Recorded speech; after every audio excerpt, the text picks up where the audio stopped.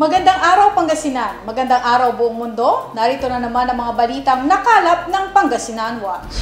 Isa-isang sinagot ni Dr. Valentino Perdido, OIC Regional Director ng Department of Agriculture, ang mga katanungan ng Pangasinan Provincial Board tungkol sa kanilang mga programa sa probinsya. Isa sa mga nilinaw ni Perdido ay ang proseso ng pag-aaproba ng farm machineries distribution at ang monopoly sa pinamimigay na fertilizer sa mga magsasaka. The qualified beneficiaries are members of an association.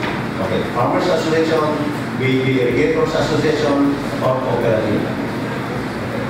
They are going to submit their request or intention at the office of our office. Of course, whether it be endorsed by the municipal agriculturist or the municipal mayor.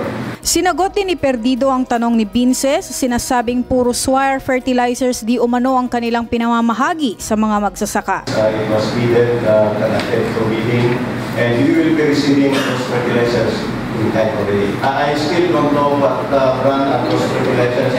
Samantala, kasalukuyang abala ang kanilang tanggapan sa pagpapalakas ng industriya ng agrikultura sa pamamagitan ng mga programa sa palay, mais, high-value crops, livestock at organic agriculture. We are in the process of distributing, of course, in collaboration with our counterparts from the municipal local government units, the municipal agriculturists, distributing hybrid seeds which are going to be planted during this wet season.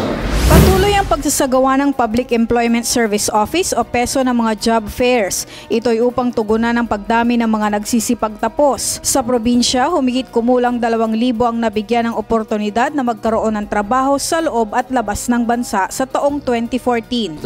Doon sa placement namin, siguro mga 20% lang ang overseas. Karamihan na na-place namin sa mga industrial zones like Clark, Calabarzon at saka sa may bandang Subic.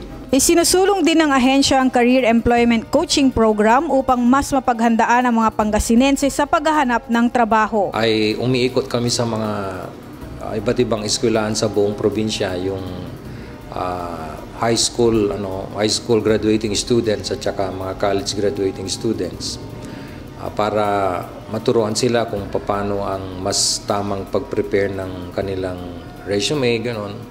At yung mga kadalasang hinahanap ng employer sa mga job applicants. Sa mga nais magtungo sa tanggapan ng PESO, ang mga sumusunod na posisyon ang kanilang hinahanap.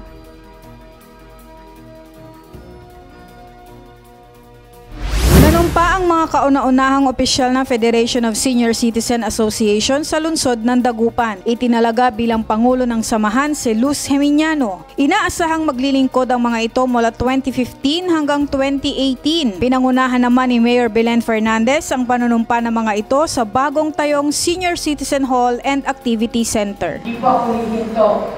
In all category, in all department, in all services na kaya kong gawin ay gagawin ko po para sa inyo.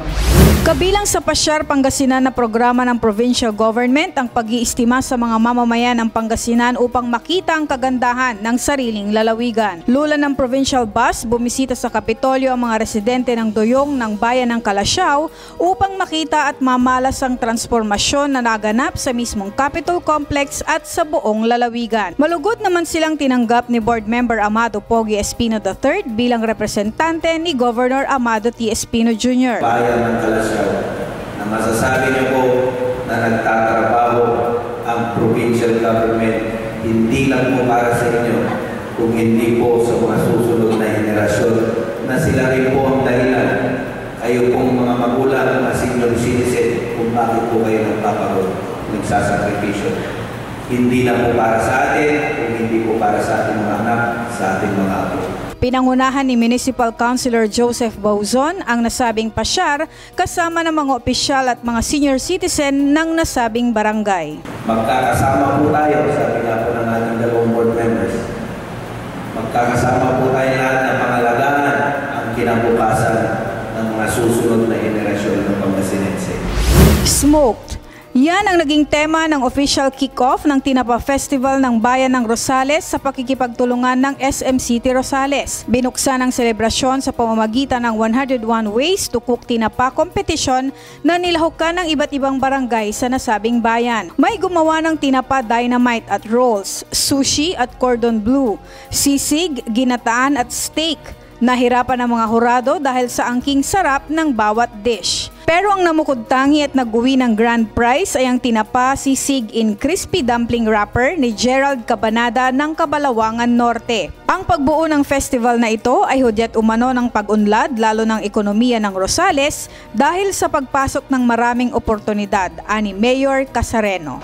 Isa itong pangkabuhayan ng ating mga kababayan na ating ipapakilala hindi lamang dito sa ating Rosales kundi maging sa buong Pangasinan o maging sa buong Pilipinas.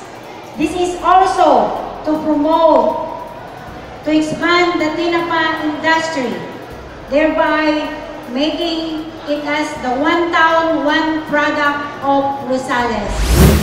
At yan ang mga balitang aming nakalap. Ako si Vanch Padilla at ito ang Pangasinan Watch, broadcasting from Pangasinan to the world.